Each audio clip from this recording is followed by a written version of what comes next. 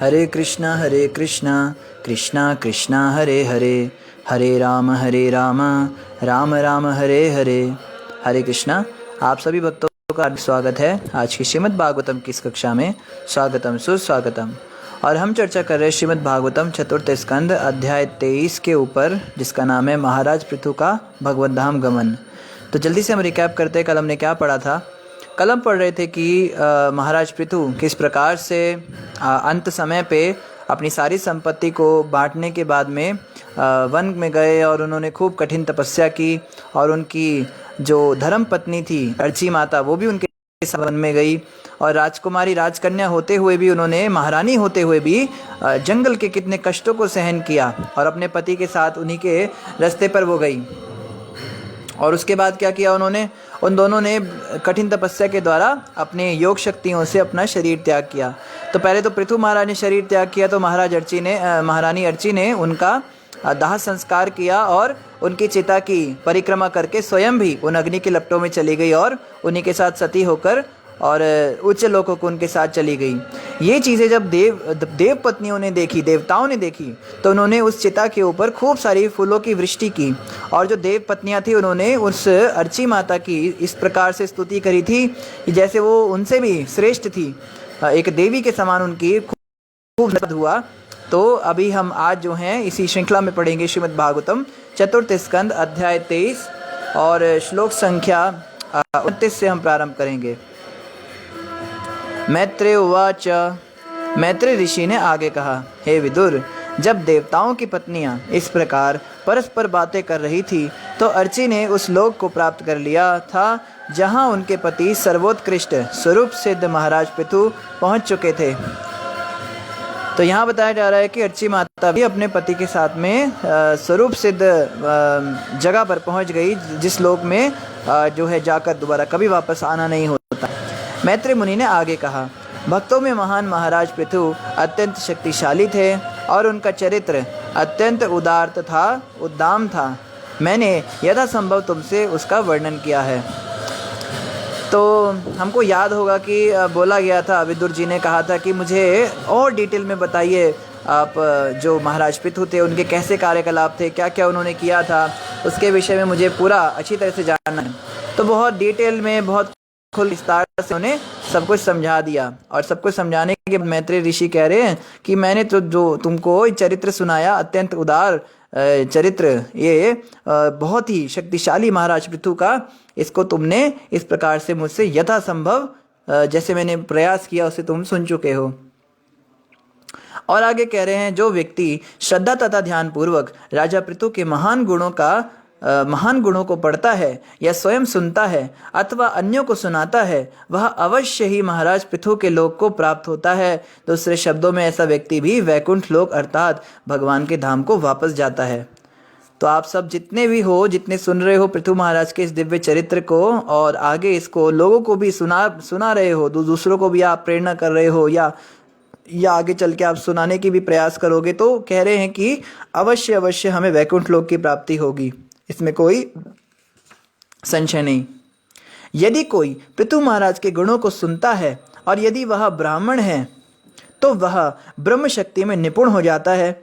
यदि वह क्षत्रिय है तो संसार का राजा बन जाता है। यदि वह वैश्य है तो अन्य वैश्यों तथा अनेक पशुओं का स्वामी हो जाता है। और यदि शूद्र हुआ है तो वह उच्च कोटि का भक्त बन जाता है।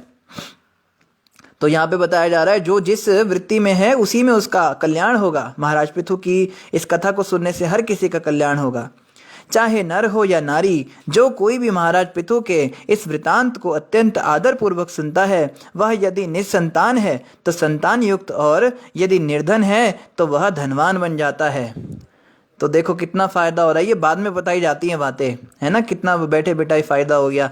भगवान की कथा तो सुन ही रहे थे, पृथु महाराज का चरित्र सुन के जिसके पास धन नहीं है उसको धन मिल जाएगा, जिसके पास संतान नहीं है उसको संतान मिल जाएगी।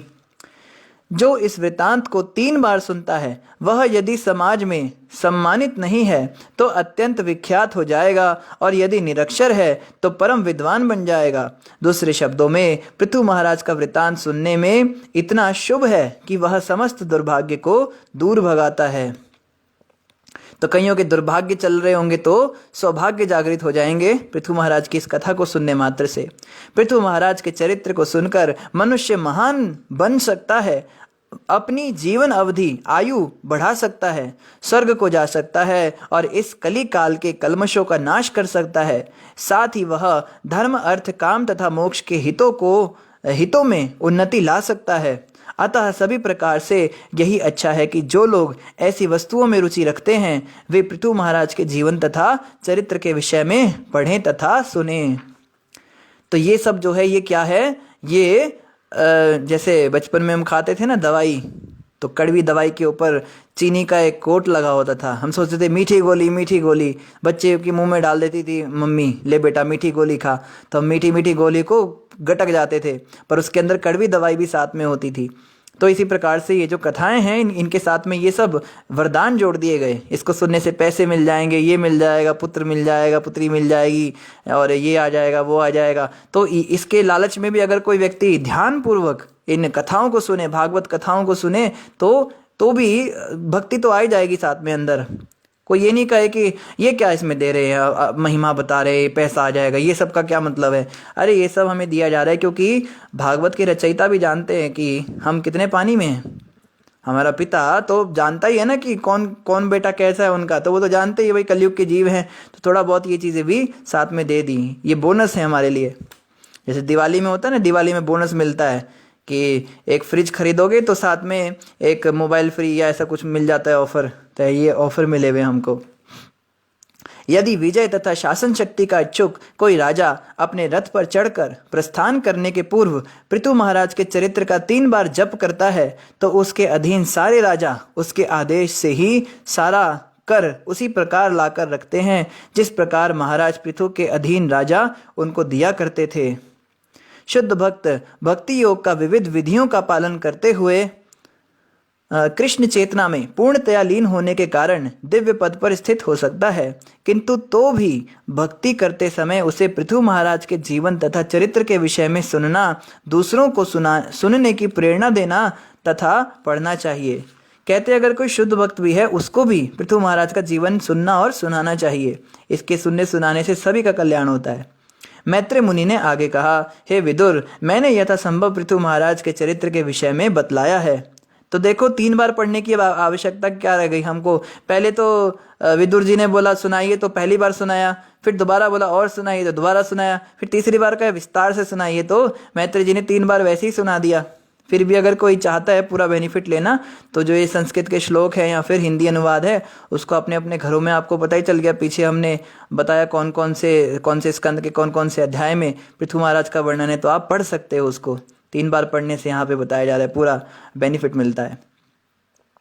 तो मैत्रेय मुनि ने आगे कहा, हे विदुर, मैंने यथासंभव पृथु महाराज के चरित्र के विषय में बतलाया है जो मनुष्य के भक्ति भाव को बढ़ाने वाला है।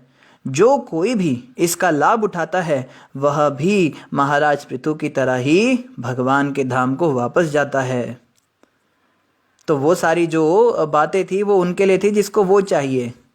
लेकिन अगर हम कहें प्रभु जी हमें तो ये सब नहीं चाहिए, धन पुत्र संतान, हालांकि ऐसा कोई होगा नहीं कहने वाला, पर मान लो फिर भी कोई 100 में 1 हो जाता है तो उसके लिए यहाँ कहा जा रहा है भगवत प्राप्ति भी मिल जाएगी। तुम बस पृथु महाराज की कथा निष्काम भाव से सुनो या पढ़ो और भगवत प्राप्ति भी हो सकती है। अगर कोई व्यक्ति भक्ति चाहता है तो उसको भी भक्ति मिलेगी। जो भी महाराज पृथु के कार्यकलापों के वृतांत को नियमित रूप से अत्यंत श्रद्धापूर्वक पढ़ता, कीर्तन करता तथा वर्णन करता है उसका अविचल विश्वास तथा अनुराग निश्चय ही भगवान के चरण कमलों के प्रति नित्य प्रति बढ़ता जाता है। भगवान के चरण कमल वह नौका है जिसके द्वारा मनुष्य अज्ञान के सागर को पार करता है।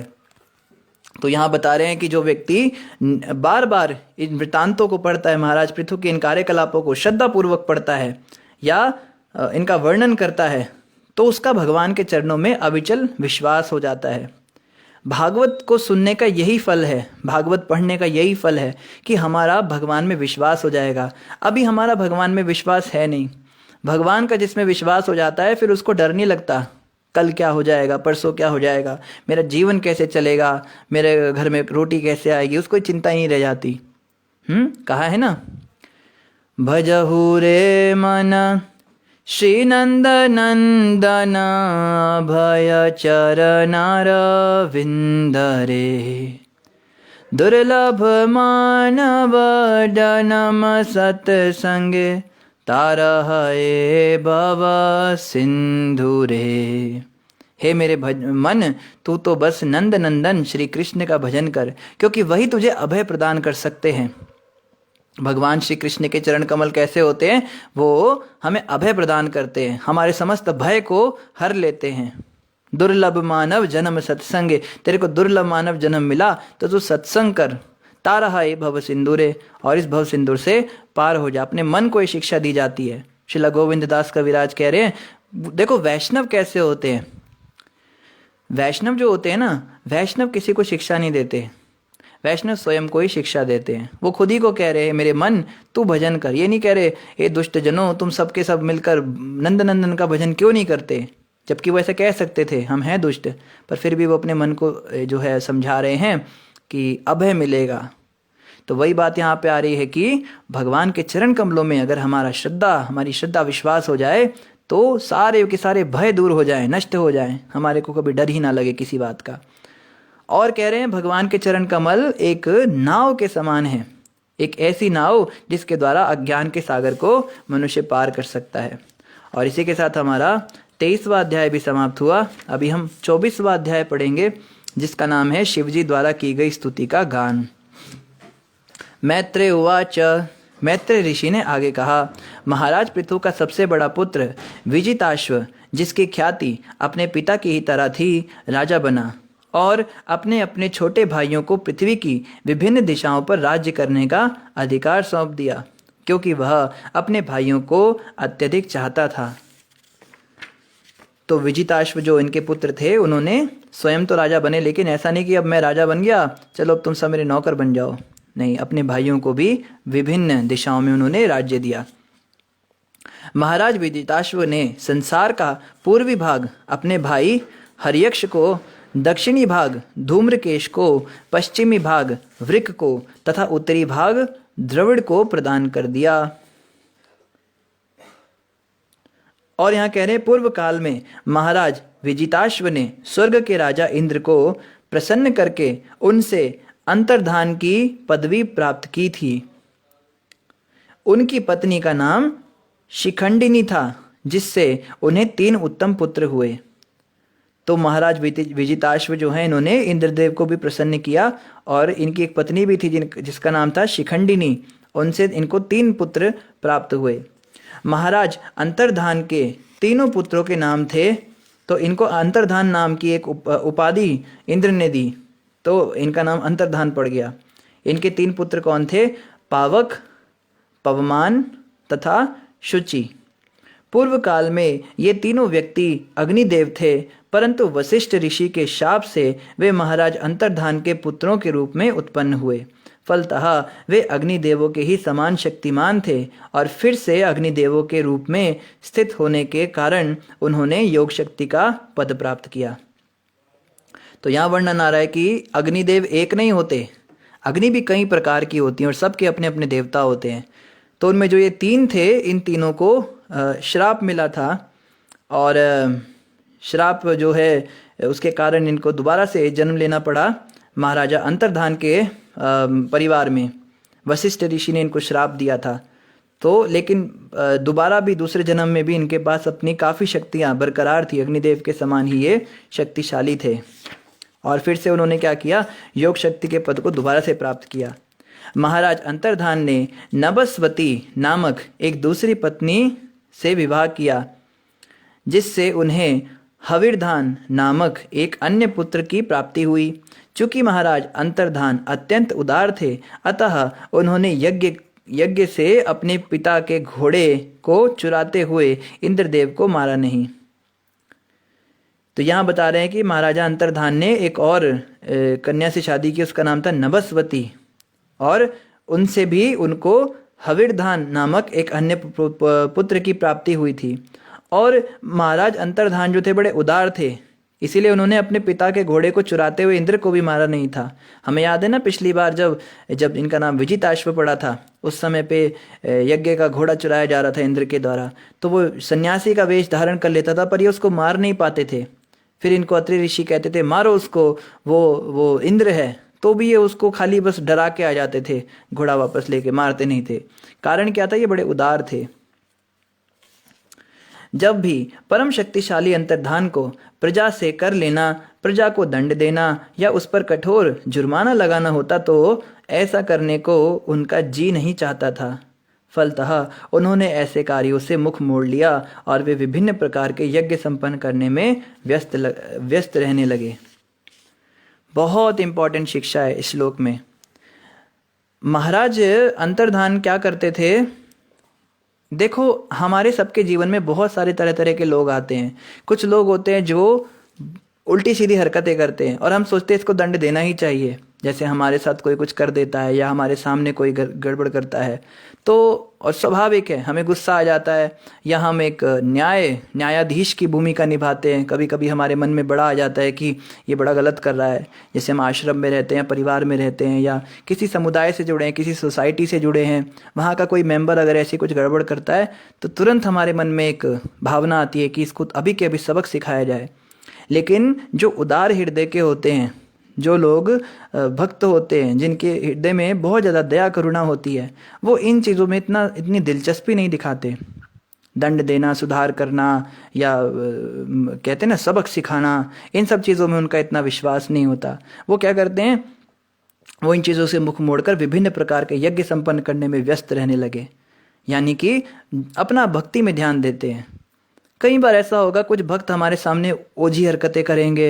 अरे उस मंदिर में हम गए, मंदिर में तो अलग ही नज़ारा देखा। क्या हुआ? अरे वो पुजारी ऐसा करता है, वो चिल्ला रहा था, वो माता जी ऐसा, वो बड़े ड्रामे कर रही थी, वो बड़ा बन के दिखा रही थी, वो भक्त आते वो बड़े फैशन कर रहे थे। इन सब चीज़ों में हमारा बहुत ध्यान जाता है। लेकिन जो लोग इन चीज़ों से ऊपर उठ जाते हैं, ऊपर उठने का क्या मतलब है? इन सब पे दया करना। जैसे प्रभुपाद जी से एक बार गुरु महाराज ने कहा, गुरु महाराज नए नए प्रभुपाद जी से जुड़े थे, तो विदेशियों को देखा उन्होंने। विदेशियों की हाल बड़ी बुरे थे। वो लोग भक्त तो बन जाते थे मंदिर में, लेकिन कोई शुद्धि का पालन नहीं। हाथ ऐसे खा पी के ऐसे गंदे मंदे हाथ इधर उधर रगड़ दिए, कोई हाथ धोने का भी कोई सिस्टम नहीं था उनका। और जाते थे शौच आदि करके, वो पता नहीं कुछ करते थे, कभी स्नान करते थे, कभी नहीं करते थे। तो गुरु महाराज ने प्रभुपाद जी को शिकायत की कि आपके जो विदेशी शिष्य हैं प्रभुपाद जी, ये लोग कोई नियम पालन नहीं करते हैं। तो आ ही जाता है, एक जो व्यक्ति नियम पालन करने वाला है वो नहीं रह सकता ऐसे लोगों के साथ। तो प्रभुपाद जी कहते थे कोई बात नहीं, भक्ति में जुड़ गए ना, धीरे धीरे शुद्ध हो जाएंगे, अभी आप इनको सहन कीजिए। तो गुरु महाराज कहते हैं कि प्रभुपाद जी ने हमें सहन करने के लिए कहा। हमें उनको तुरंत भगा देना या उनको तुरंत सुधारना ऐसा नहीं करना, हमें उदार बनना है। वो तो देखो नए नए आए बेचारे, वो तो भटके हुए हैं। अब मान लो मंदिर के अंदर कोई भक्त है, वो बहुत गालियाँ निकालता है या बहुत फैशन करता है या बहुत गलत काम करता है, गलत हरकतें करता है, तो ऐसे में हम क्यों उसके लेवल पर आए? अब हम उससे झगड़ा करने लगेंगे तो इसका मतलब हम और वो एक समान हो गए। समान व्यक्ति के साथ ही झगड़ा होता है। माता पिता थोड़ा ना बच्चों से कभी झगड़ते हैं। तो उनसे अगर हम श्रेष्ठ हैं, ठीक है, अगर हम सोचते हैं हमारे अंदर वो अवगुण नहीं है, तो हमें यही सोचना चाहिए इन बेचारों का कल्याण कैसे हो। इस पे हमें ज़्यादा ध्यान देना चाहिए, ना कि उनको सबक सिखा दे, ये कर दे, उनको भी उल्टा किसी से कंप्लेन कर दें। हम ये सोचें कि इसका सुधार कैसे कर सकते हैं। अगर हम उसका सुधार कर सकते हैं, हमारे पास कुछ सामर्थ्य है कि हम उसको सदुपदेश दे सके या अपने उदाहरण से सिखा सके या कुछ भी करके उसका सुधार कर पाएँ, तो बहुत अच्छा। अगर हम कहते हैं हम इसका सुधार नहीं कर सकते, ये हमारी बात सुनते ही नहीं है या हम उनको जानते नहीं हैं, तो फिर हम ज़्यादा बॉदर ही क्यों करें उसको। उस बेचारे को आने दो, मंदिर आ रहा है, धीरे धीरे हो जाएगा जो होना है। मैं अपनी भक्ति पे ध्यान करूं, मैं अपनी भक्ति पे ध्यान दूं, मैं अपनी साधना पे ध्यान दूं। ये बहुत बड़ी बीमारी है हमको दोष देखने की, दोष दृष्टि। कहा ना, दोष पराए देख कर चले तू हसत हसत, अपनो याद ना आवही जाको आदि ना अंत। दूसरे के दोष देखकर हम बहुत हंसते हैं। वो देखो कैसे कपड़े डाल के आई है, वो देखो उसको आता ही नहीं है खाना, उसको कीर्तन करना नहीं आता है, देखो कैसा गंदा सा गा रहा है वो। अरे उनके दोष देखकर तुम हंस रहे हो, तुम क्या बड़े दूध के धुले हो? आज से कुछ साल पहले जब तुम भक्ति में नहीं जुड़े थे तो तुम क्या कर रहे थे? आज तो तुम्हें बड़ा बिहेव करना आ गया, बड़ा सब कुछ आ गया। उनको देख के हंसना नहीं है। अगर हम उनका सुधार कर सकते हैं तो बहुत अच्छी बात, नहीं कर सकते तो भाई अपनी भक्ति पे ध्यान दो, छोड़ो उनको। संसार में बहुत तरह तरह के लोग हैं, रही मन इस संसार में भांति भांति के लोग, यहाँ तो भांति भांति के लोग मिलेंगे, उनको उनके हाल पर छोड़ दो। और अगर आप कहो प्रभु जी हमारे सामने ऐसा कर रहा है वैसा कर रहा है, तो उसके लिए भी कहा कबीर जी ने, क्या कहा। एक बार कबीर जी अपना बैठे हुए अपना वेद पाठ कर रहे थे, अपना अध्ययन कर रहे थे, तो उनकी झोपड़ी के पास में एक वो आ गया, कसाई आ गया, और वो डेली वो बकरों के गले काटता था, और वो बकरे चिल्लाते थे, और कबीर जी का हृदय बड़ा द्रवित होता था उनको देखकर, देखो कैसा पाप कर रहा है ये व्यक्ति। लेकिन फिर कुछ दिनों तक जब बड़ा मन विचलित हुआ, परेशान हुए, मेरे सामने क्या कर रहा है, तो उन्होंने फिर ये बात लिखी, कबीरा तेरी झोपड़ी गल कटियन के पास, जो करेंगे सो भरेंगे, तू क्यों भया उदास। तेरी झोपड़ी तो गलकटियन के पास है, ये तो गले काट रहा है, जो करेंगे सो भरेंगे, तू क्यों भया उदास, तुमको क्या इतना परेशानी, तुम अपना भजन करो, अपनी भक्ति करो। अगर तो तुम उसका कुछ कर सकते हो, ये नहीं कहा जा रहा कि आंख बंद करके देखते रहो, अन्याय को सहना भी पाप होता है। अगर हम कुछ कर सकते, सामर्थ्यवान हैं, हमारे पास सामर्थ्य है तो जरूर करें। अगर हम कुछ कर ही नहीं सकते तो फिर देख देख कर परेशान होना, झुंझलाना, ऐसे करने से क्या फ़ायदा, अपना भक्ति करें। और बात रही इस बात की कि कई बार हम सुधार करने जाते व्यक्ति का, ऐसा सुधार करके आते वो दोबारा भटकता ही नहीं है मंदिर में। जैसे एक बार क्या हुआ, एक लड़का था, वो मंदिर में आया, तो मंदिर के अंदर अब वो अपनी गर्लफ्रेंड को लेके आ गया। अब उसको तो पता नहीं था कि मंदिर में अब नए बच्चे हैं, इनको माँ बाप ही संस्कार नहीं देते, तो इन्हें भी क्या पता। वो गर्लफ्रेंड के साथ फ़ोटो खिंचा रहा है, उसको बाहों में बाहें डाल रहा है, ऐसे कर रहा है। तो एक प्रभु जी को बहुत गुस्सा आया, मंदिर में इसकी हिम्मत कैसे हुई, अभी अभी देखना, इसको अभी सबक सिखा के आता हूँ। उसने जाकर उसको ऐसा झाड़ा, इतना डांट लगाया, वो अब कब ज़िंदगी में कभी किसी मंदिर में नहीं जाएगा। तो देखने में तो हमने बहुत अच्छा काम किया, हमने उसका सुधार किया, पर सुधार क्या किया, ऑपरेशन सक्सेसफुल पेशेंट डेड। आपका ऑपरेशन तो सक्सेसफुल हो गया, आपने तो बिल्कुल सही दवाइयाँ दी, पर पेशेंट ही मर गया, तो क्या क्या आपका सक्सेसफुल आपका ऑपरेशन हुआ। अब वो प्रभु जी तो ये बोलते हैं ना कि मैंने बिल्कुल सही बोला, कुछ गलत बात थोड़ा ना कही, उसको मंदिर में नहीं करना चाहिए, सब सही बात है, आपने बिल्कुल सही बोला, ऐसा ही करना चाहिए था। लेकिन उसका रिजल्ट क्या आया, वो मंदिर से ही टूट गया। तो अगर पेशेंट ही मर गया तो आपके सक्सेसफुल ऑपरेशन को क्या, उसका क्या आचार डालेंगे हम। तो सहन करना और तरीके से बात करना हमें सीखना पड़ेगा, ये सब चीज़ें सीखने की विषय वस्तु हैं। तो खैर यहाँ पे यही बताया जा रहा है, अपने आप को थोड़ा ऊंचे पद पर हम ले जाएं, और जो ये निंदा चुगली कर रहा है, इवन हमारी भी निंदा चुगली अगर कर रहा है, तो भी हमें यही सोचना है कि चलो हम तो इससे बड़े हैं ना, ये तो अभी नया नया आया है, इसको सहन करते हैं, बच्चा ही है, धीरे धीरे समझ जाएगा, धीरे धीरे सीख जाएगा। एक बड़प्पन की भावना हमारे अंदर विकसित होनी चाहिए, जो महाराज अंतर्धान में हमें दिख रही है, और अपनी भक्ति में ही व्यस्त रहने लगे। देखो अगर हम अपने दोषों का चिंतन करने में लग जाएंगे ना, तो हमें समय नहीं मिलेगा दूसरे के दोषों का चिंतन करने का, क्योंकि रोज़ एक नया दोष हमारे सामने आएगा। हमारा जो थॉट प्रोसेस है ना, वो इस तरह से काम करता है, जिस भी टॉपिक के अंदर हम उसको चिंतन में लगाते हैं ना मन को, तो मन उसी टॉपिक में और गहरा गहरा उतरता चला जाता है। मान लो कोई नई नई कंपनी में जॉब करता है, तो उसका दिमाग उसी हिसाब से चलने लगता है, नई नई चीज़ें वो और एक्सप्लोर करता जाता है। साइंटिस्ट जो होता है उसका वैसे ही चलता है, आर्टिस्ट का अपने हिसाब से चलता है, कोई कवि होता है तो उसका ऐसे ही चलता है। तो जब तक हम दूसरों में दोष देखने की दृष्टि रखेंगे, तो नई नई दोष हमें रोज़ दिखाई देंगे भक्तों में, इसमें देखेगा, उसमें दिखेगा, हर रोज़ एक नया ही दोष हमारे सामने आएगा। और जब हम स्वयं के दोष देखने में अभ्यास लगाएंगे, अपने मन को उसमें लगाएंगे, व्यस्त करेंगे, तो हम पाएंगे कि हर रोज़ एक नया ही दोष अपना दिख रहा है। अरे ये भी है क्या मेरे अंदर, अरे मैं इतना बुरा हूँ क्या, अरे बाप रे ये भी था मेरे अंदर, अरे मैंने उसको ऐसा क्यों बोल दिया। तो हमारा चिंतन हम जिस दिशा में लगाएंगे, तो देखो अगर दूसरों का दोष देखने में हम अपने चिंतन को लगाएं, तो उससे हमें ना तो हमें फ़ायदा ना उसको फ़ायदा, क्योंकि उसके दोष हम में आ जाएंगे तो हमारा भी नुकसान, और उसका तो सुधार होने ही नहीं वाला। और अगर हम स्वयं के ही दोषों के चिंतन में अपने मन को लगाएं, तो देखो फ़ायदा ही फ़ायदा है। गुरु महाराज कहते हैं, निरंतर अपने दोषों का चिंतन करना ही अपने को परिशुद्ध करना है। तो स्वयं की शुद्धि करना ज़्यादा जरूरी है बजाय दूसरों की शुद्धि करने के। ये सोच के हम स्वयं के दोषों का चिंतन करने में अगर व्यस्त रहेंगे, तो हमें दूसरों के दोष दिखने ही बंद हो जाएंगे। कई भक्त कहते हैं ना, प्रभु जी हमें दिखते, हम क्या करें, फॉल्ट फाइंडिंग बहुत ज़्यादा हमारे अंदर है, हम दोष देखे बिना रह ही नहीं सकते, पता नहीं क्यों ऐसा होता है। तो भाई मना किसने किया है, देखो ना दोष, लेकिन अपने देखो, फॉल्ट फाइंडिंग नेचर है तो अच्छी बात है, तो होना चाहिए, लेकिन अपनी फॉल्ट फाइंडिंग करो ना, दूसरे की क्यों करते हो? तो जब हम अपनी फॉल्ट फाइंडिंग में लगे रहेंगे ना, तो हमें दोष दिखने ही बंद हो जाएंगे दुनिया में, क्योंकि एक हीन भावना आएगी, एक शर्म आएगी अपने ऊपर कि तुझे शर्म आनी चाहिए, तो इसमें दोष देख रहे, तेरे अंदर इतने दोष भरे हुए हैं। एक ये भावना धीरे धीरे विकसित होती है, हमने देखा है ये धीरे धीरे आती है। आगे कह रहे, यद्यपि महाराज अंतर्धान यज्ञ करने में व्यस्त रहते थे, किंतु स्वरूप सिद्ध व्यक्ति होने के नाते वे भक्तों के समस्त भय को दूर करने वाले भगवान की भक्ति भी करते थे। तो ऐसा नहीं है कि बस खाली वो यज्ञ करते रहते थे दिन भर, यज्ञ तो करते थे, लेकिन क्योंकि वो स्वरूप सिद्ध हो चुके थे, भगवान के भक्त हो चुके थे, इसलिए भक्ति भी करते थे। और भक्ति का अर्थ है सेवा, शारीरिक भक्ति। भक्ति ये नहीं कि हम कहते प्रभु जी बस हम तो दिन भर गोविंद के चिंतन में रहते हैं और बस चिंतन गोविंद का करते हैं, शरीर को काम में रखते हैं, व्यस्त रखते हैं। वहाँ पे खाना बना रहे हैं, उधर वो बड़े बड़े लंबे लंबे नूडल्स वो गड़कते जा रहे हैं और स्प्रिंग रोल ठूस रहे हैं और कह रहे हैं हमारे हृदय में गोविंद का चिंतन चल रहा प्रभु जी, गोविंद का चिंतन चलता रहा, खा रहा है पी रहा है और गोविंद का चिंतन चल रहा है, तेरा खाक गोविंद का चिंतन चल रहा है। ऐसे नहीं होती है भक्ति का मतलब सेवा, शारीरिक रूप से कुछ क्रिया करके दिखाओ, नाम जपो, कीर्तन करो, हरे कृष्ण कृष्ण कृष्ण हरे हरे, हरे राम राम राम हरे हरे, महामंत्र का जाप करो।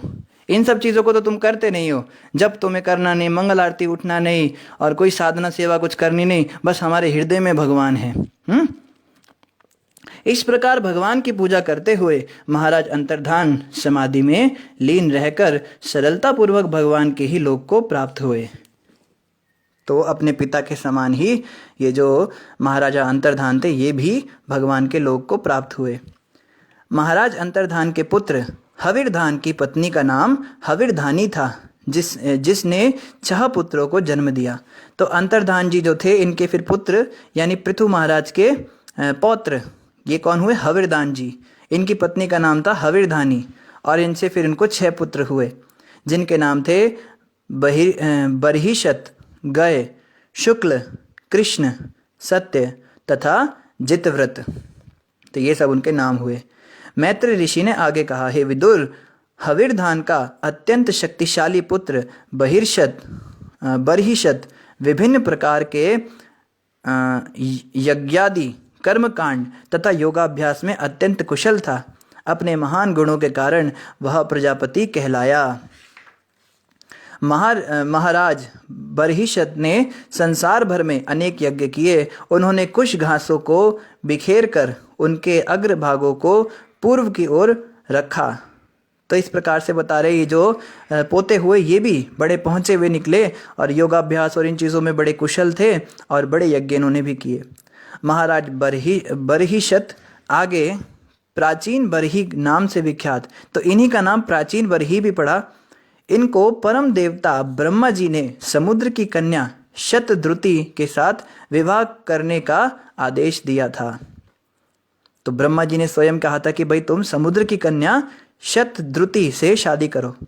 उसके शरीर के अंग प्रत्यंग अत्यंत सुंदर थे और वह अत्यंत युवा थी। वह समुचित परिधानों से अलंकृत थी। जब वह विवाह मंडप में आकर प्रदक्षिणा करने लगी तो अग्निदेव उस पर इतने मोहित हो गए कि उन्होंने उसे संगी बनाकर उसके साथ भोग करना चाहा, जिस तरह पहले भी उन्होंने शुकी के साथ करना चाहा था।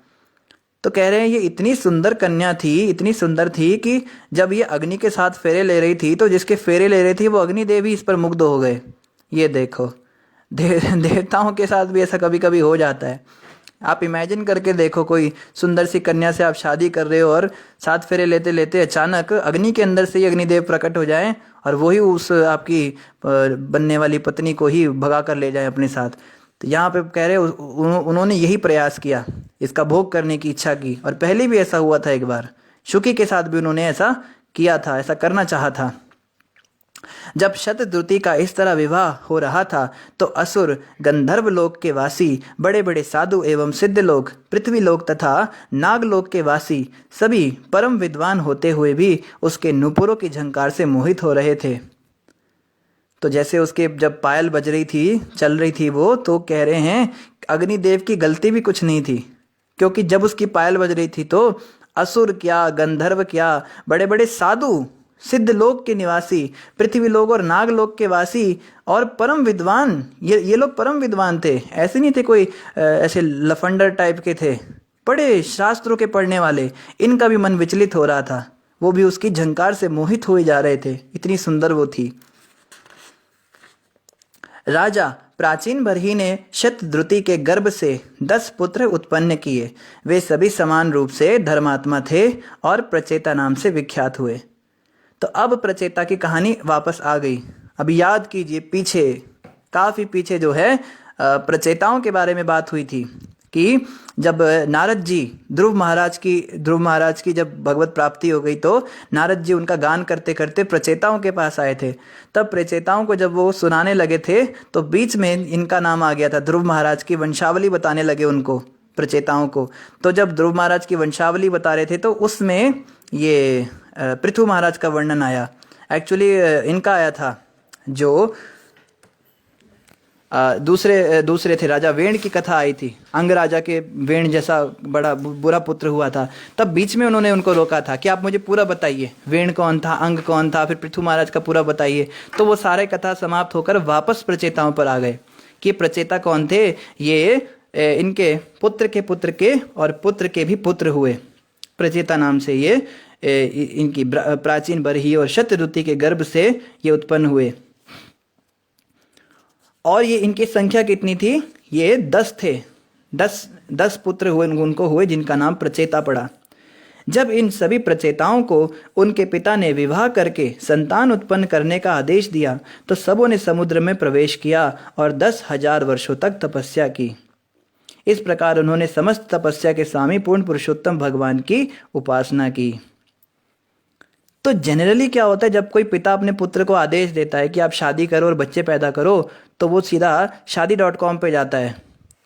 लेकिन यहाँ पे क्या बता रहे हैं, वो समुद्र के अंदर तपस्या करने के लिए गए। उसको क्या करना चाहिए? अगर कोई जैसे कोई पिता कहे बेटा अब हम चाहते तुम शादी करके संतान उत्पन्न करो, तो उसको इस्कॉन मंदिर में चले जाना चाहिए और वहाँ पे जाके ब्रह्मचर्य की ट्रेनिंग लेनी चाहिए। तपस्या का मतलब क्या? भक्ति भावना सीखना। तो देखो, कुत्ते बिल्ली पैदा करने को नहीं कहा था उनके पिता ने कि जाओ जाके और स्त्रियों का संग करो और बच्चे पैदा करो। ये तो कोई भी कर देता है। आजकल के जो नवयुवक होते क्या करते, शादी करके बच्चे पैदा कर देते सीधे। लेकिन अगर हम अच्छी संतान चाहते हैं, एक सदपुत्र चाहते, सदपुत्री चाहते हैं, कुपुत्र नहीं चाहते, सुपुत्र चाहते हैं, तो उसके लिए पहले भक्ति साधना करनी पड़ती है, ब्रह्मचर्य का पालन करना होता है और बहुत सारे भक्ति के विधान पालन करने होते हैं, शास्त्रों को पढ़ना होता है, भगवान से प्रार्थना करनी होती है, हे प्रभु मैं शादी करने का इच्छुक हूँ, आप कृपया करके एक सुंदर सी कन्या, कोई अच्छी सुकन्या जो भी आपको अच्छी लगे, किसी भक्त स्त्री से मेरी शादी कराइए और आगे चल के भक्त संतानों को मैं जन्म दे सकूँ। जो ये कहते हैं ना कि प्रभु जी ये मेरी गर्लफ्रेंड है और लेकिन हम डिवोटी हैं, ये भी 16 माला जपती है, मैं भी 16 माला जपता हूँ, हम लोग शादी करके भक्त, हमारे बच्चे भक्त बनेंगे, ऐसा होगा। तो तुमने उसको पसंद किया काम वासना के कारण, पसंद ही वैसे किया। कोई ब्रह्मचारी जब आके कहता है कि मुझे उनसे शादी करनी है तो काम वासना के कारण ही कह रहा है, वो किसी उच्च उद्देश्य से तो कह नहीं रहा है। ना तो गुरुदेव कभी किसी ब्रह्मचारी को कहते हैं कि हम चाहते तुम शादी करके संतान उत्पत्ति करो। कभी कहें तो अलग बात है, जैसे श्री चैतन्य महाप्रभु ने नित्यानंद प्रभु को कहा था। चैतन्य महाप्रभु और नित्यानंद प्रभु दोनों सन्यासी वेश में घूमते थे। तो महाप्रभु ने नित्यानंद प्रभु को कहा कि मैं चाहता हूँ आप शादी करो। नित्यानंद प्रभु कहते हैं महाप्रभु आपको पता है आप क्या कह रहे हो, आप भगवान होकर सन्यास के कष्टों को झेलोगे और मैं शादी ब्याह करके और घर के अंदर संपत्ति का भोग करूँगा। तो महाप्रभु कहते हैं मैं तुम्हें ऐसा इसलिए कह रहा हूँ लोग ये ना समझे कि केवल सन्यासी बनने से ही भगवत प्राप्ति होती है, अगर कोई अच्छा गृहस्थ हो तो उसको भी भगवत प्राप्ति हो सकती है। तो आप एक आदर्श स्थापित कीजिए, एक सदगृहस्थ बनकर लोगों को दिखाइए। तो नित्यानंद भगवान की इच्छा नहीं थी शादी करने की, लेकिन क्योंकि चैतन्य महाप्रभु ने कहा था और वो चैतन्य महाप्रभु से बहुत प्रेम करते थे तो उनकी बात माननी पड़ी। तो 2 विवाह उन्होंने किए नित्यानंद जी ने। एक विवाह तो किया उन्होंने वसुंधरा माता के साथ, दूसरा विवाह किया जानवा माता के साथ। तो इन दोनों में से केवल जानवा माता से एक संतान उन्हें हुई, उनका नाम वीरचंद्र प्रभु पड़ा आगे चल के। तो ऐसा नहीं था कि अब चलो अब शादी करने का लाइसेंस मिल ही गया, गुरुजी ने ही कह दिया बहुत बढ़िया, अब बस लग गए विषय भोग में केवल एक ही संतान उत्पन्न कर पाए, वो भी। तो कहने का मतलब ये है कि कोई व्यक्ति अगर अच्छी संतान चाहता है, उसको चाहिए कि भक्ति भजन बढ़े, ऐसा हो तो गुरु से पूछे जाके, गुरुदेव हमें ऐसा लग रहा है, आप कृपया करके बताइए, हमें विवाह करना है, हम किन से विवाह करें, या भगवान से प्रार्थना करें, आप मेरे लिए कोई अच्छी कन्या चुनिए। ये नहीं कि अपनी वासना शांत करने के लिए कहते ना, मियाँ बीवी राजी तो क्या करेंगे प्रभु जी, हैं, मियाँ बीवी राजी तो क्या करें महाराज जी। ऐसा नहीं होता है। पहले उनसे परमिशन ली जाती है, उसके बाद जो है फिर उनकी आज्ञा के अनुसार विवाह किया जाता है, और तब आप देखेंगे घर में जो बच्चे आएंगे वो पक्का पक्का पक्का भक्त होंगे। तपस्या के बाद जब संतान उत्पत्ति होती है तो अच्छी संतान घर में आती है, नहीं तो फिर यही पैदा होते हैं जो आजकल हो रहे हैं। पैदा होते ही मम्मी पापा करते मोबाइल लेके घूमेंगे, पापा जी तो अंदर लेक्चर दे रहे हैं, भागवतम क्लास कर रहे हैं, कई सारे लोग सुन रहे हैं, और बेटा जी बाहर सीढ़ियों पे बैठ के मोबाइल में GTA खेल रहा है। कितने सारे हमने देखे ऐसे उदाहरण। माँ बाप तो लेक्चर दे रहे, क्लास दे रहे, लोगों को आत्मा परमात्मा की बातें बता रहे हैं, और बेटा जो है बाहर मोबाइल के अंदर वो PUBG खेल रहा है, या फिर वो दूसरी लड़कियों के साथ घूम रहा है बाहर। हम डिवोटीज हैं। ऐसा हो जाता है, फिर ऐसे बच्चे आते हैं। तो समुद्र के अंदर ये चले गए। फिर क्या हुआ, जब इन सभी प्रचेताओं ने फिर इन्होंने समुद्र में प्रवेश किया। इस प्रकार उन्होंने समस्त तपस्या के स्वामी पूर्ण पुरुषोत्तम भगवान की उपासना की इन्होंने। जब प्राचीन बरही के सभी पुत्रों ने तपस्या करने के उद्देश्य से घर छोड़ दिया तो उन्हें शिवजी मिले, जिन्होंने अत्यंत कृपा करके उन्हें परम सत्य के विषय में उपदेश दिया। प्राचीन बरही के सभी पुत्रों ने उनके उपदेशों को अत्यंत सावधानी तथा मनोयोग से जपते तथा पूजा करते हुए उनके विषय में ध्यान किया। तो यहाँ पे बताया जा रहा है कि प्राचीन बरही के जो 10 पुत्र थे, जो प्रचेता थे, जब ये तपस्या करने के उद्देश्य से घर छोड़कर आए थे तो इनको तपस्या अभी करी नहीं थी इन्होंने, अभी तो तपस्या करने का मन ही बनाया था। इनको शिवजी मिल गए रास्ते में। तो शिवजी के दर्शन करना ये कोई साधारण बात नहीं है। शिवजी को प्रसन्न करने के लिए सर काट दिए थे रावण ने, तब जाके शिवजी प्रसन्न हुए थे। इतनी मेहनत लगती है। और इन प्रचेताओं को तो बिना तपस्या किए ही शिवजी मिल गए। तो जो विष्णु की भक्ति करते हैं, जो कृष्ण भक्ति करते हैं, उन पर शिवजी अत्यंत प्रसन्न होते हैं, इसमें कोई डाउट नहीं है। आप सेपरेटली अगर शिवजी की पूजा करते हो, कोई कहे हम तो शिवजी के भक्त हैं, तो शिवजी कहते हैं, शिवजी का आगे आएगा भागवत में, ये शायद पीछे आया भी था, एक स्टेटमेंट शिवजी देते हैं कि यूं तो मुझे अपने भक्त अत्यंत प्रिय हैं, लेकिन विष्णु भक्त तो मुझे अपने भक्तों से भी अधिक प्रिय हैं। ये बात बिल्कुल पक्की है कि जो विष्णु भक्त होते हैं, वैष्णव होते हैं, कृष्ण भक्त होते हैं, उनको शिवजी बहुत प्यार करते हैं। जैसे ये होता है ना कि ताया होते हैं, ताया, पिता से ज़्यादा ताया का प्यार होता है। कई लोग ऐसा देखते हैं, दूसरे अपने छोटे भाई के जो बच्चे होते हैं उनको अपने बच्चों से भी ज़्यादा प्यार करते हैं। कई बार ऐसा देखा जाता है। तो ये वात्सल्य भाव शिव जी के अंदर बहुत ज़्यादा हो जाता है। इसीलिए वो प्रचेताओं के सामने पहले ही प्रकट हो गए कि तुम तो अभी तपस्या करने जा ही रहे हो भगवान विष्णु की, मैं तुमको कुछ अच्छी अच्छी बातें बताना चाहता हूँ। तो उनके उपदेश इन्होंने सुने और उनकी बात को सुनकर उन्होंने क्या किया, बड़ी सावधानी से उन्होंने और बड़े मनोयोग से उनके उपदेशों को जपते हुए और पूजा करते हुए उनके विषय में ध्यान किया। विदुर उवाच, विदुर ने मैत्र से पूछा, हे ब्राह्मण, प्रचेतागण रास्ते में शिवजी से क्यों मिले? देखो ये ना बड़ा अच्छा लगता है विदुर जी जब भी कोई प्रश्न करते हैं, क्योंकि मैत्रेय ऋषि तो फ्लो में आगे आगे चले जाएंगे, पर जो नुक्ते हैं ना, जो इंपॉर्टेंट बातें हैं, उनको जरूर विदुर जी पूछते हैं बीच में। तो विदुर जी कह रहे हैं, आप ये बताइए, जब तपस्या करने जा रहे हैं विष्णु की, तो रास्ते में शिवजी कैसे मिल गए? कृपया मुझे बताइए कि उनसे किस प्रकार भेंट हुई, भगवान शिव उनसे किस प्रकार इतने प्रसन्न हो गए और उन्होंने क्या उपदेश दिया। तो आप मैत्रेय जी, आप जल्दी जल्दी आगे आगे भागना चाहते हैं, लेकिन मैं आपको भागने नहीं दूंगा। आप मुझे ये बताइए, भेंट कैसे हुई उनकी, पूरा डिटेल से बताइए, और उपदेश क्या दिया, शिव जी ने उन्हें क्या क्या उपदेश दिया। निस्संदेह ऐसी बातें महत्वपूर्ण हैं और मैं चाहता हूं कि आप कृपा करके मुझसे इनका वर्णन करें। मैं चाहता हूं आप मुझे पूरा डिटेल में बताइए कि कैसे कैसे उनकी भेंट हुई, क्या क्या उपदेश दिए। विदुर जी ने आगे कहा, हे ब्राह्मण श्रेष्ठ, देहधारियों के लिए शिवजी के साथ साक्षात संपर्क कर पाना अत्यंत कठिन है।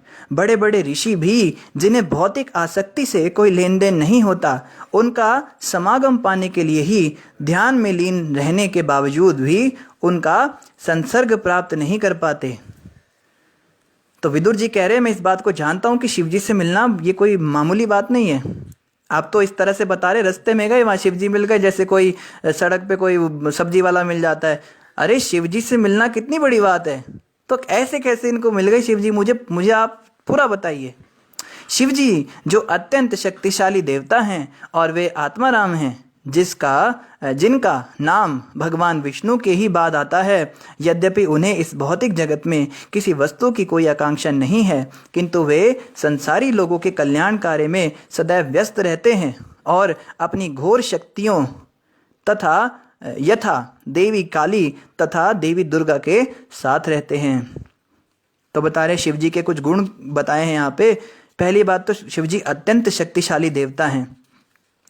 जो लोग कहते हैं ना कि शिव जी ने ऐसा किया, शिव जी ने तो भांग रगड़ी है, हम भी भांग रगड़ेंगे, हैं शिव जी तो नशा करते हैं, तो तुम लोग दो कौड़ी के लोगों, तुम ये बात नहीं जानते कि शिव जी बहुत बड़े देवता हैं, ये बहुत शक्तिशाली देवता हैं। इनकी तुम रीस करने की कोशिश करते हो, तुम्हें शर्म आनी चाहिए। ये सोचने से भी पहले तुम शिव जी बनना चाहते हो। शिव जी के चरणों की धूलि का एक कण भी तुम्हारे आगे वो भी बड़ा महान है। तुम क्या उनकी नकल उतारने की कोशिश करते हो? ऐसे लोग नरकों में जाते हैं जो शिव जी के नाम से भांग का नशा करते हैं और ये करते हैं, सबके सब घोर नरकों में जाते हैं। और दूसरा शिव जी का क्या गुण बताया? वे आत्माराम हैं। आत्माराम मतलब अपने आप में पूर्ण संतुष्ट हैं। उन्हें किसी व्यक्ति की या किसी वस्तु की आवश्यकता नहीं संतुष्टि के लिए। जैसे हमें गद्दे चाहिए, बिस्तर चाहिए, कपड़े चाहिए, आईफोन चाहिए, मोबाइल चाहिए, फिर हमको बाइक भी चाहिए होती है, फिर टोपी भी चाहिए होती है, घड़ी भी चाहिए, जूते भी चाहिए। तब इतना कुछ मिलने के बाद में भी हमारी संतुष्टि नहीं होती। फिर हमको पत्नी चाहिए, बच्चे चाहिए, घर चाहिए, बैंक बैलेंस चाहिए, चाहिए चाहिए चाहिए। शिव जी के पास कुछ भी नहीं है। शिव जी का आप कभी चित्र देखें तो बागांबर पहनते हैं, वो तो शेर की खाल पहन के रहते हैं, कपड़े भी नहीं पहनते। और घर की तो बात ही मत करो, हमेशा एक किसी पहाड़ पे किसी पत्थर पे बैठे हुए आशीर्वाद देते रहते हैं, लेकिन फिर भी आत्मतुष्ट हैं, आत्माराम हैं। ये भक्तों का गुण है, आत्माराम होते हैं। और उनका नाम भगवान विष्णु के ही बाद लिया जाता है, इतने वो शक्तिशाली हैं।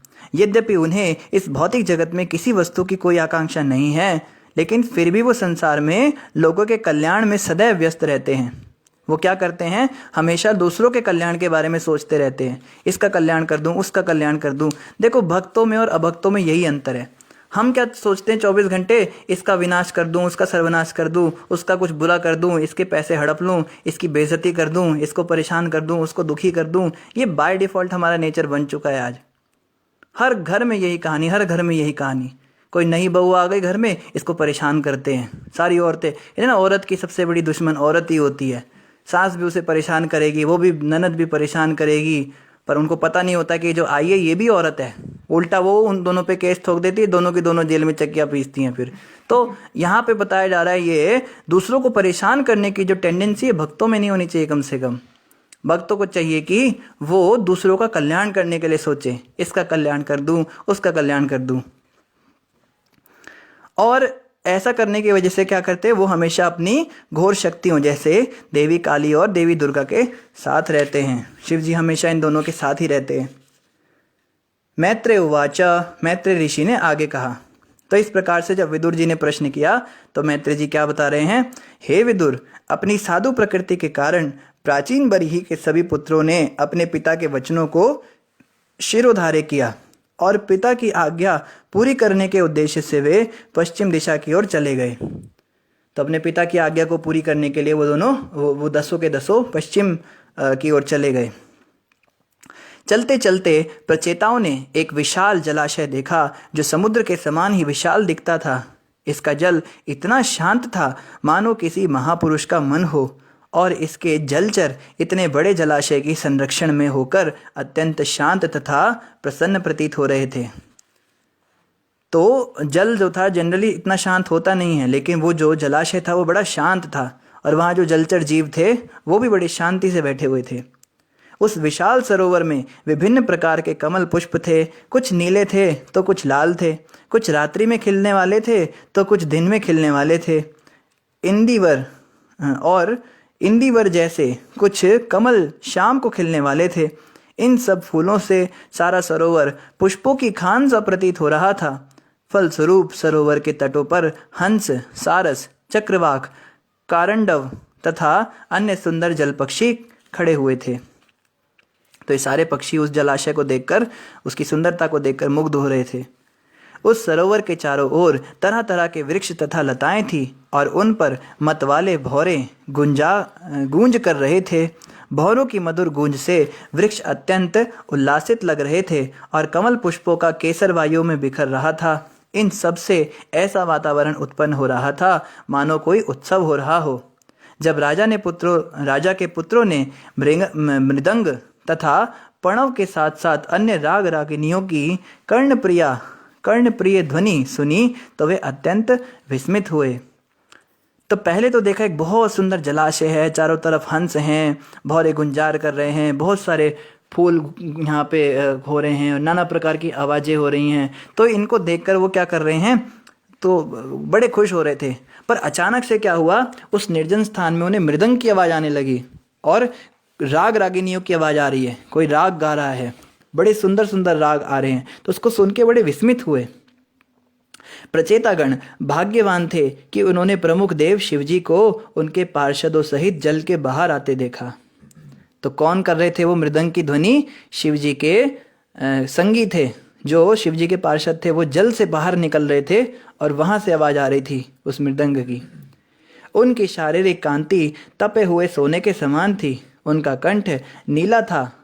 तो देखो शिवजी, जनरली हम जो शिवजी को देखते हैं पूरे नीले होते हैं, पर शिवजी की एक्चुअल जो शारीरिक कांति वो सोने के समान है, तपते हुए सोने जैसी।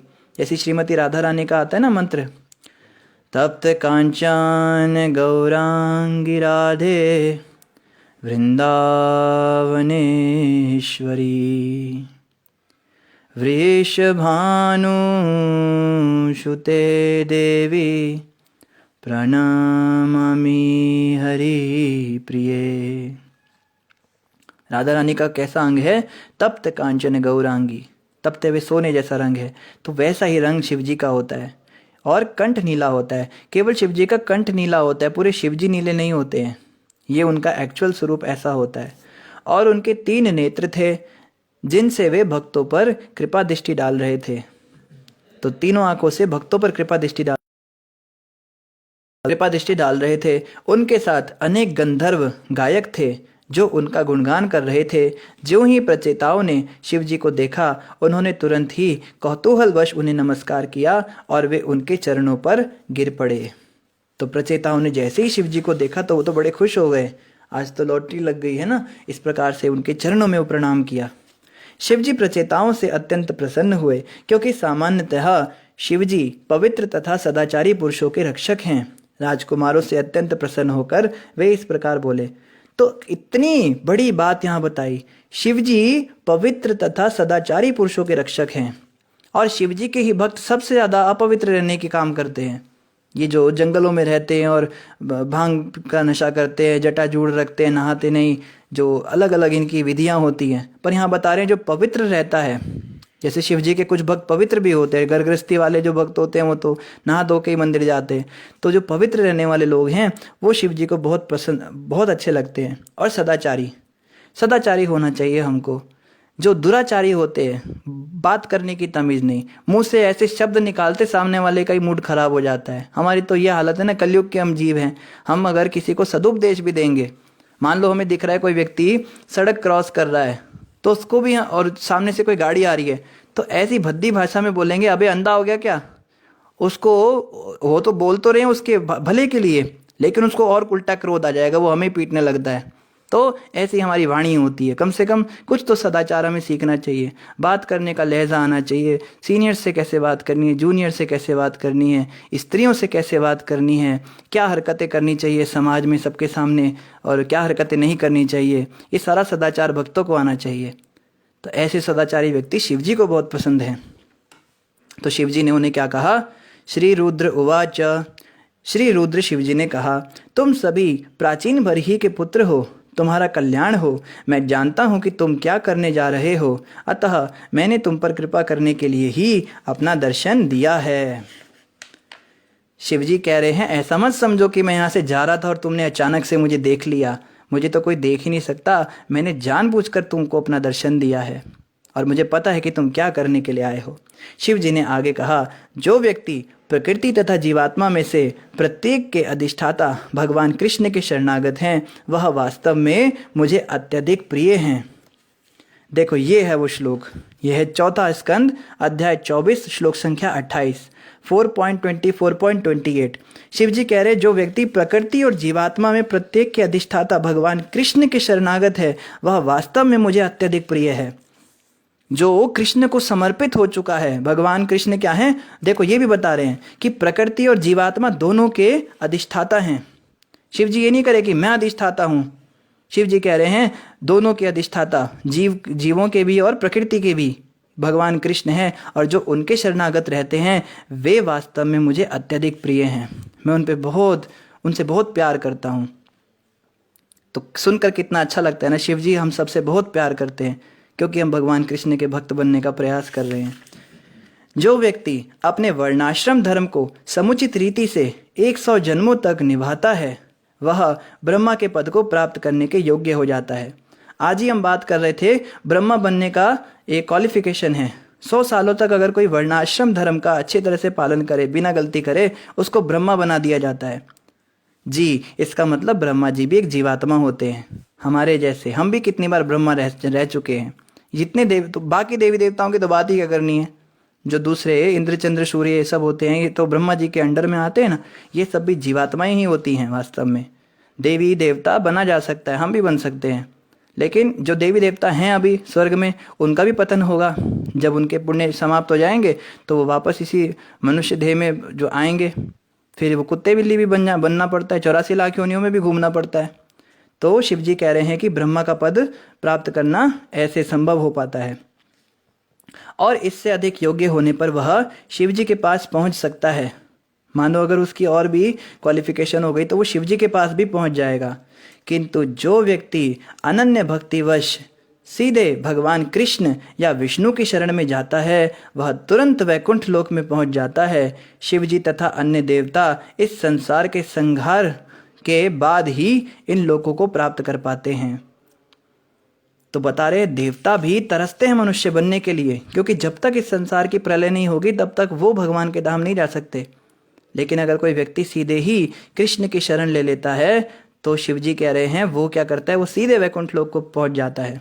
तुम सभी भगवान के भक्त हो, अतः तुम मेरे लिए भगवान के समान पूज्य हो। बाप रे बाप, देखो शिव जी क्या कह रहे हैं, तुम सभी भगवान के भक्त हो, इसीलिए तुम मेरे लिए भगवान के समान पूज्य हो। इस प्रकार से मैं यह जानता हूँ कि भक्त भी मेरा आदर करते हैं और मैं उन्हें प्यारा हूँ। इस प्रकार भक्तों को मेरे समान अन्य कोई प्रिय नहीं हो सकता। शिव जी कह रहे हैं, मैं तो तुम्हें भगवान के ही समान समझता हूँ, और मैं ये भी जानता हूँ कि तुम भी मुझसे बहुत प्रेम करते हो। भक्तों को ना शिव जी से प्रेम करना चाहिए। मैंने कितने भक्तों को देखा है शिव जी के लिए उल्टा उल्टा बोलते हैं। बहुत ही दुर्भाग्यशाली हैं वो जो इतने प्यारे से भोलेनाथ जी को प्रेम नहीं करते। शिव जी कह रहे हैं, विष्णु भक्त मुझे बहुत प्रिय हैं, मैं उनसे बहुत प्यार करता हूँ। लेकिन जो बदतमीज होते हैं, जो मुझे ही नाम निकालते उल्टा उल्टा बोलते हैं, तो क्या किया जाए ऐसे बच्चों को, बताइए। शिव जी कह रहे हैं कि इस प्रकार भक्तों को मेरे समान अन्य कोई प्रिय नहीं हो सकता है। जो वास्तव में भक्त होते हैं ना, एक तो भक्ति का ड्रामा करने वाले होते हैं, हम लोग तो ड्रामा करने वालों की बात नहीं कर रहे। जो वास्तव में भक्त होते हैं विष्णु के, कृष्ण के, उनको शिव जी से ज़्यादा प्रिय कोई नहीं होता। शिव के समान उनको कोई प्रिय नहीं होता। अब मैं एक मंत्र का उच्चारण करूंगा जो न केवल दिव्य, पवित्र तथा शुभ है, वरन जीवन उद्देश्य को प्राप्त करने के इच्छुक हर एक के लिए यही श्रेष्ठ स्तुति भी है। जब मैं इस मंत्र का उच्चारण करूंगा तो तुम सब सावधानी से ध्यानपूर्वक सुनना। तो शिव जी कह रहे हैं, मैं तुमको एक ऐसा मंत्र बताऊंगा जिससे क्या होगा, जो बड़ा शुभ है, बड़ा पवित्र है, और जीवन उद्देश्य को प्राप्त करने के इच्छुक व्यक्ति के लिए बहुत श्रेष्ठ स्तुति है। ऐसा मैं एक मंत्र बताने वाला हूँ। तो शिव जी मंत्र जो है कल बताएंगे, क्योंकि समय लगभग पूरा हो चुका है। तो इन्हीं शब्दों के साथ आप सभी का धन्यवाद। कल हम आगे कंटिन्यू करेंगे। शिव जी ने कौन सा मंत्र बताया तो पता लगे तो हम भी उसका जाप करेंगे। तो किसी वक्त का कोई प्रश्न हो तो आप कमेंट पर अवश्य पूछ सकते हैं। जिन भी भक्तों ने हरे कृष्णा और दंडवत प्रणाम लिखा है, आप सबको भी हमारी ओर से हरे कृष्णा और सादर दंडवत प्रणाम। गौरव जी कह रहे हैं आई थैंक महामंत्र कीर्तन बैक साइड। हाँ जी गौरव जी, जब शुरुआत में हमने कथा शुरू की थी तो आज हमारी आरती थोड़ी लेट हो गई, तो पीछे महामंत्र का कीर्तन चल रहा था। नहीं तो हर रोज़ जब हम कथा करने के लिए बैठते तो 8:15 से 8:30 बजे तक यहाँ पे डेली कीर्तन होता है। तो आज थोड़ा लेट हो गया, इसलिए आपको उस कीर्तन की आवाज़ आ रही थी। और इनके अलावा गौरव जी बता रहे कल एकादशी है। हाँ जी धन्यवाद गौरव प्रभु। सभी भक्त ध्यान रखें, कल एकादशी का व्रत है। आप सभी कल के दिन फलाहार लें, कल के दिन व्रत रखें और भगवान की ज़्यादा से ज़्यादा पूजा करें, सेवा करें और इस महामंत्र का जप अवश्य करें।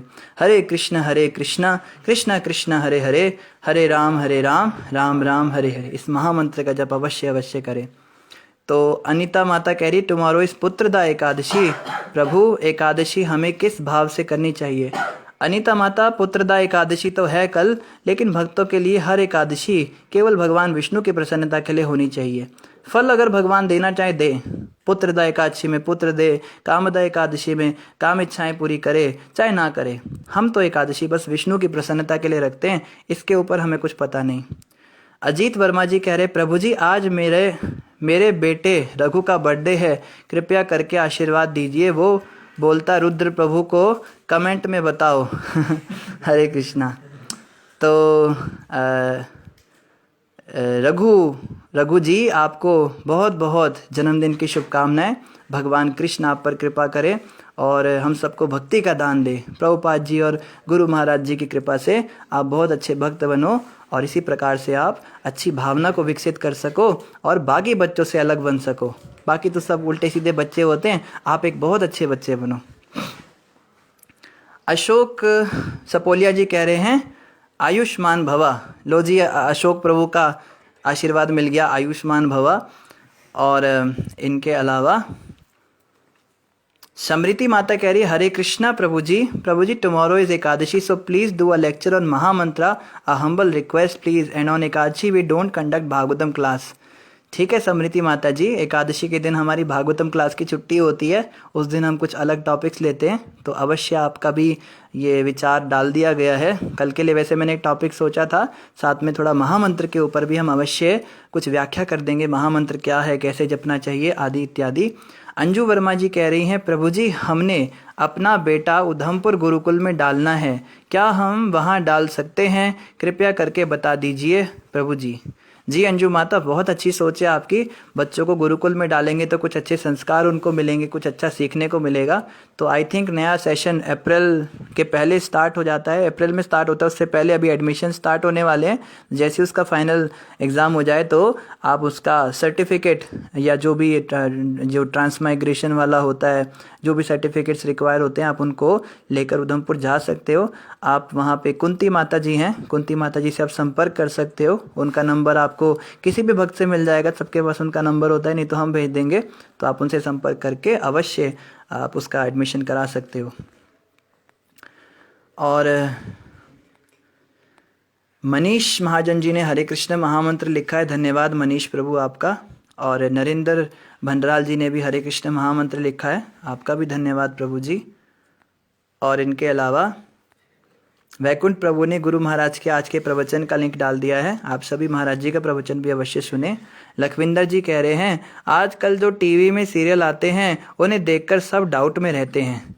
लखविंदर जी बिल्कुल सही बात आपने कही, सीरियल बनाने वाले खुद ही डाउट में होते हैं, इसलिए देखने वाले तो डाउट में ही आएंगे ना।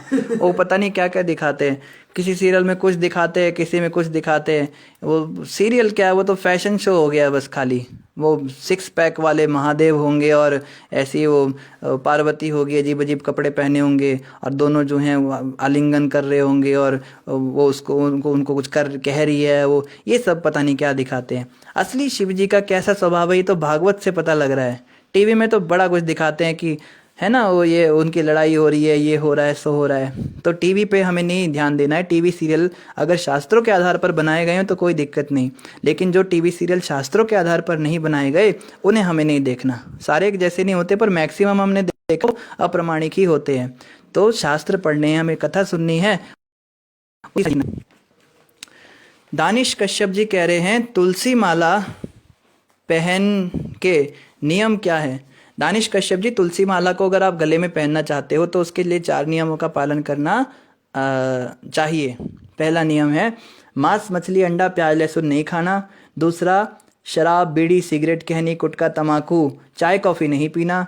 तीसरा, गर्लफ्रेंड बॉयफ्रेंड या ये अफेयर ये सब नहीं करना। और चौथा नियम, जुआ सट्टा नहीं खेलना, सच बोलना, शास्त्रों में मानना, मन गणित बातें नहीं करना। तो इन नियमों का अगर आप पालन करते हो तो आप गले में तुलसी माला पहन सकते हो। आपको हमारी ओर से शुभकामनाएं। अर्शप्रीत जी कह रहे हैं हरे कृष्ण महामंत्र इन्होंने लिखा है, वो भी एक नहीं 3 बार इन्होंने लिखा है, और जितने इन्होंने हाथ बनाए उससे पता लग रहा है 3 बार कॉपी किया है। धन्यवाद अर्श जी, 3 बार आपने महामंत्र लिखा। तो इन्हीं शब्दों के साथ आप सभी का धन्यवाद। तो हम जल्दी से जय राधा माधव गा देते हैं अपना।